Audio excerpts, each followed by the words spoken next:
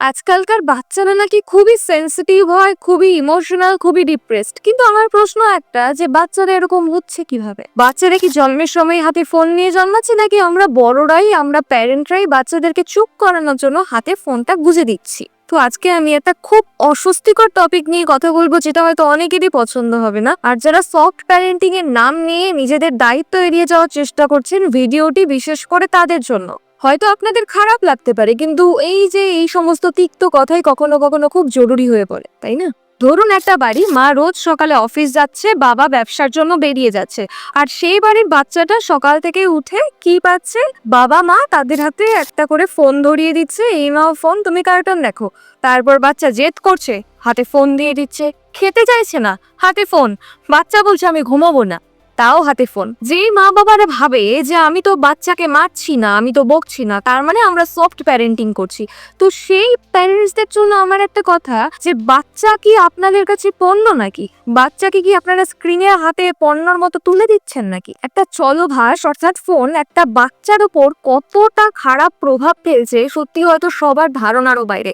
একটা 3 বছরের বাচ্চা, তার এখনো কিন্তু ব্রেনের বিকাশ ঘটছে, তার মস্তিষ্ক চাইছে নিউরাল কানেকশন তৈরি করতে, তার শরীর চাইছে আপন জনের স্পর্শ, মা বাবার স্পর্শ। কিন্তু সে সকাল থেকে রাত পর্যন্ত কি পাচ্ছে? স্ক্রিনে প্রতি 30 সেকেন্ডে একটা করে রং বদলানো ভিডিও। তার ফলে ডোপামিন হিট হচ্ছে, ফ্রাস্ট্রেশন আরো বেড়ে যাচ্ছে, অ্যাঙ্গার ইস্যুও বাড়ছে, আর তারপর চিৎকার আর মাত্রাতিরিক্ত স্টিমুলেশন। আর এই ছোট্ট শিশুর ছোট্ট ব্রেনটা অভ্যস্ত হয়ে যাচ্ছে কিছু বাজে ইনস্ট্যান্ট প্লেজারে। তারপর যখন সে তার বাস্তব জীবনে ফিরে আসে, যখন বলা হয় যে স্কুলে গিয়ে 30 মিনিট বা কয়েক ঘন্টা পড়তে, তখন সে পড়তে পারে না। কারণ এটা তার বাস্তব জীবন, এটা কোনো ইউটিউব শর্টস না বা ইনস্টাগ্রাম রিল না। কিছুদিন আগে গাজিয়াবাদের 3জন মাইনর সিস্টার 12তলা বিল্ডিং থেকে ঝাঁপ দেয়, কারণ তাদের প্যারেন্ট তাদেরকে কোরিয়ান ড্রামা দেখতে দেয়নি। এটা খুব রোমহর্ষক, খুবই দুঃখজনক ঘটনা। কিন্তু একটা প্রশ্ন থেকেই যায়, এই বাচ্চা তিনটে গত 2 বছর থেকে কোনো স্কুলে যায়নি, অথচ সেখানে প্যারেন্টের কোনো রকম কোনো স্টেপ নেয়নি। কারণ প্যারেন্টরা তাদের লাইফ নিয়ে ব্যস্ত, বাচ্চারা তাদের লাইফ। প্যারেন্টের সাথে তাদের বাচ্চার কোনো রকম কোনো বন্ডিং, কোনো কানেকশন কিছুই ছিল না। আজকাল ছোট ছোট বাচ্চাদের মধ্যে অ্যাংজাইটি, ডিপ্রেশন, সেলফ হার্মের মতো চিন্তা ভাবনা কি হঠাৎ করে কি আকাশ থেকে পড়ছে? পড়ছে না। যে বাচ্চার জন্মের পর থেকে বাবা মা তাদের হাতে ধরিয়ে দিয়েছে একটা গিরগিটির মতো রং পাল্টানো ফোন, সেই বাচ্চার কাছে ফোনের স্ক্রিনই একমাত্র বন্ধু। তাই সে যখন বড় হয়, বড় হয়ে যখন রিলেশনশিপ খারাপ হয়, রিজেকশন পায়, এক্সাম খারাপ হয়, তখন তার মধ্যে এই সুইসাইডাল টেন্ডেন্সি গুলো আরো বেশি করে নাড়া দেয়। আর সে ভাবতে থাকে তার পুরো পৃথিবীটাই শেষ, কারণ সে পৃথিবীর কিছুই জানে না, ওই স্ক্রিন ছাড়া আর কিচ্ছু জানে না। আর এইভাবেই সে ধীরে ধীরে পৃথিবী থেকে চলে যায়, নিজের জীবনকে শেষ করে দিতে চায়। আগের বাচ্চারা কি করতো? রিয়াল ওয়ার্ল্ড স্টিমুলেশন পেত, তারা গাছে উঠতো, তারা বন্ধুত্ব করতো, আবার মারধরও করতো। ওরা রিজেকশন পেত ছোট থেকে, কিন্তু অপেক্ষা, ধৈর্য সব কটাই কিন্তু তাদের মধ্যে বিদ্যমান ছিল। কিন্তু আজকের বাচ্চারা কি শিখছে? Swipe up, next video, skip ad, instant gratification, এই সমস্ত জিনিস। আগে আনন্দ পেতে বাচ্চাদের সময় লাগতো, কিন্তু এখনকার আনন্দ শুধুমাত্র 5 সেকেন্ডেরই, সেটা কোনোভাবেই কিন্তু স্থায়ী হয় না। আসলে আজকালকার সমাজে বাচ্চাদের সব থেকে বড় সমস্যা কি জানেন? এই ইনস্ট্যান্ট ডোপামিন কালচার, এটাই হলো সব থেকে বড় সমস্যা। বেশ কয়েক বছর আগে একটা গেম এসেছিল, ব্লু হোয়েল। অনেকেই হয়তো ভুলে গেছেন, মনে নাও থাকতে পারে, কিন্তু সেই সময় এই গেমটাই কত পরিবারকে একেবারে ধ্বংস করে দিয়েছিল। নিউজ খুললে, খবরের কাগজ খুললে, আজকে এত বছর বয়সী তরুণী আত্মঘাতী হয়েছে, পরিবার পুরো ভেঙে গেছে, বহুত এরকম অনেক কিছু ছিল।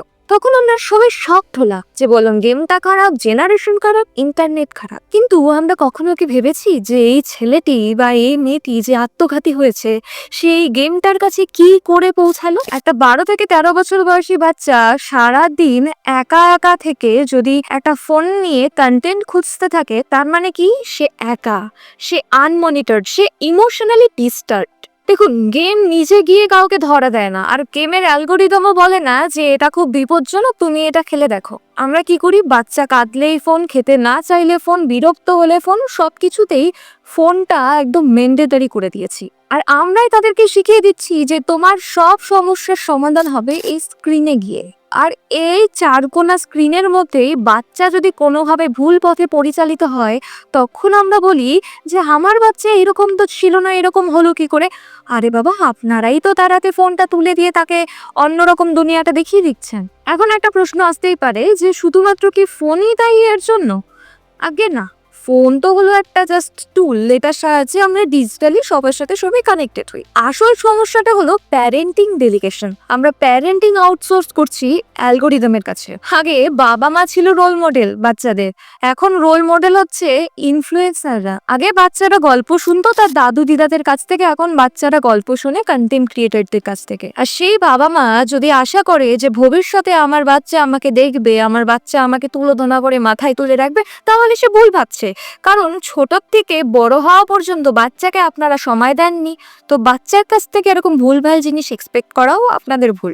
আগেকার দিনে পারফেক্ট কোনো প্যারেন্টিং ছিল না, মারধর ছিল, কঠোরতা ছিল, কিন্তু সব থেকে যেটা আসল জিনিস, দামি জিনিস, সেটা হলো প্রেজেন্স, সেটাও ছিল। কিন্তু এখন সেটা নেই, এখন পুরো বিলীন হয়ে গেছে। বাচ্চারা খেলনাও চায় না অতটা, যতটা বাচ্চারা চায় অ্যাটেনশন। ফোন দিয়ে চুপ করানো খুব সহজ, কিন্তু একটা ক্যারেক্টার বিল্ড আপ করা খুবই কঠিন। কখনোই পসিবল না একটা ফোন দিয়ে ক্যারেক্টার বিল্ড আপ করা। আজকের এই ভিডিওটা সত্যিই কাউকে আক্রমণ করার জন্য নয়, আমি শুধু একটাই কথা বলতে চাই, বাচ্চারা খেলনা চায় না, বাচ্চারা চায় শুধুমাত্র তার মা বাবার থেকে একটু অ্যাটেনশন। আজকে আপনি যদি আপনার বাচ্চাকে সময় না দেন, ভবিষ্যতেও কিন্তু আপনার বাচ্চা আপনাকে কোনোভাবেই সময় দেবে না। ফোন রিপ্লেস করা যায়, কিন্তু শৈশব একেবারেই না। স্ক্রিনের বদলে বাচ্চাকে নিজের চোখ দিন, কার্টুনের বদলে বাচ্চাকে নিজের গল্প দিন, আর গেমের বদলে বাচ্চাকে দিন নিজের মূল্যবান সময়গুলো। কারণ ভবিষ্যৎ করতে কখনোই ওয়াইফাই লাগে না, ভবিষ্যৎ করতে লাগে একটা ভালো বন্ডিং। আমি শ্রেয়া আজকে খুব কড়া কয়েকটা কথা বললাম, তাই কেউ রাগ করলেও দয়া করে খারাপ পাবেন না, কারণ এই কড়া কথাগুলোর মধ্যেই রয়েছে পুরো বাস্তবটা। তাই আপনারাও ভাবুন, আপনাদের বাচ্চাকেও সতর্ক রাখুন, নিজেরা সময় দিন। নমস্কার।